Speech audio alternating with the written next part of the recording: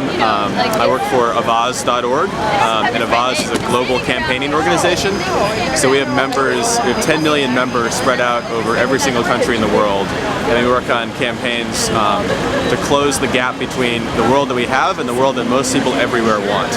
Which means we take on a wide range of issues, from corruption to sex trafficking to climate change to good government.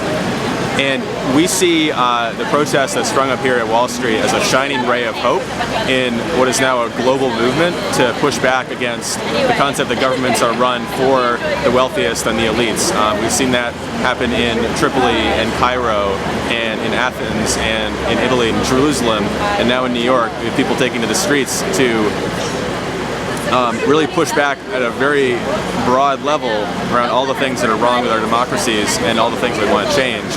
And so what we have here is we asked our members all around the world 2 weeks ago to sign a petition supporting the Wall Street occupation and movements for democracy everywhere.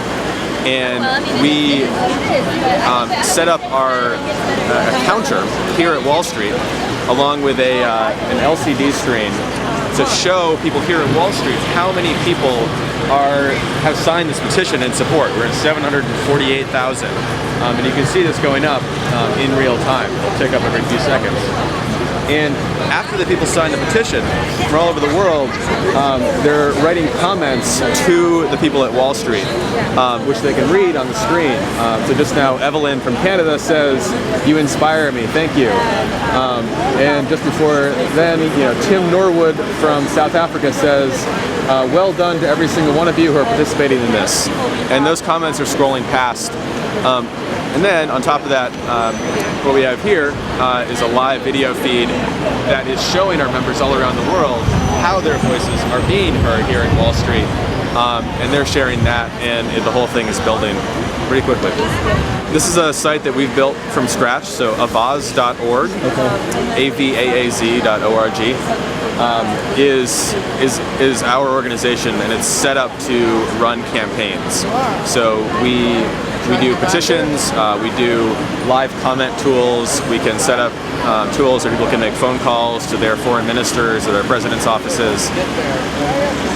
And so it's all custom built. We grow through Facebook, through email, through Twitter, asking members to share, but primarily we are asking people to come to our site and leave comments and interact with it. I would say Avaz got involved in this movement it would have been early February, when you had thousands of people camping in Tahrir Square in Cairo. And we asked our members around the world to sign a petition supporting them in solidarity with their movement for change in Cairo. And 500,000 people signed that petition. And we had word from Cairo that was really well received. And so after that, we actually launched a fundraiser where we asked our members to donate to equipment to break the blackout. We saw the biggest need for the revolutions in the Middle East as being able to ensure that their stories and the police crackdowns and the movements could actually reach the world. What you had in Egypt was an attempt to shut off all communications. They shut off the internet, they shut off the cell phone companies, and tried to clear the square.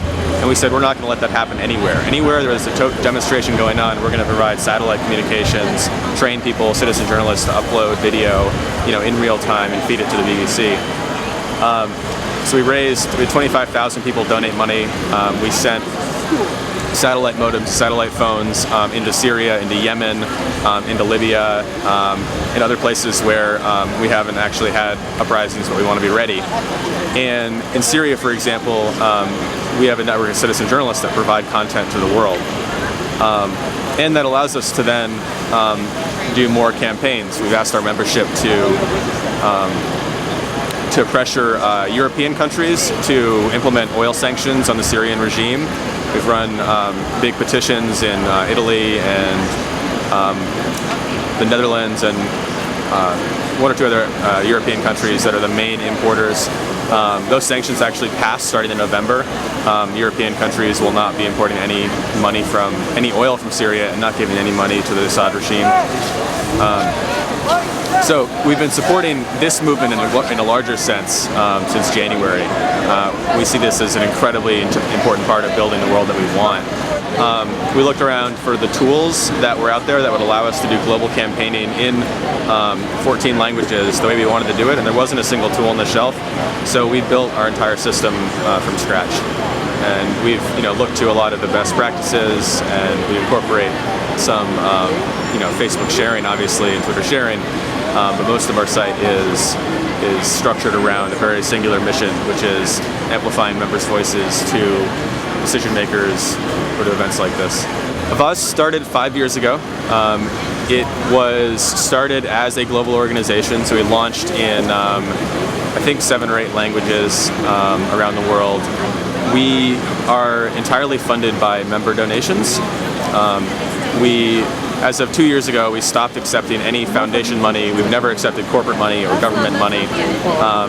And so our core funding comes from 10,000 members who have regular monthly donations. We call them sustainers. And sometimes they're only $5 a month. But that automatic payment allows us to fund a professional team around the world. We have staff in 13 countries, and we only have about 40 staff, so we are very spread out. We have a virtual office. Our headquarters is in New York, but that's a fairly nominal detail for an organization like ours. Yeah, we're here to provide support for the movement, and our video and petition counter here is one facet of a few projects that we have working with the Occupy Wall Street organization, and to help them grow and sustain this, because this is a ray of hope for our dreams of what democracy could be, and what people all around the world are really looking to the U.S. To change into in terms of a better government.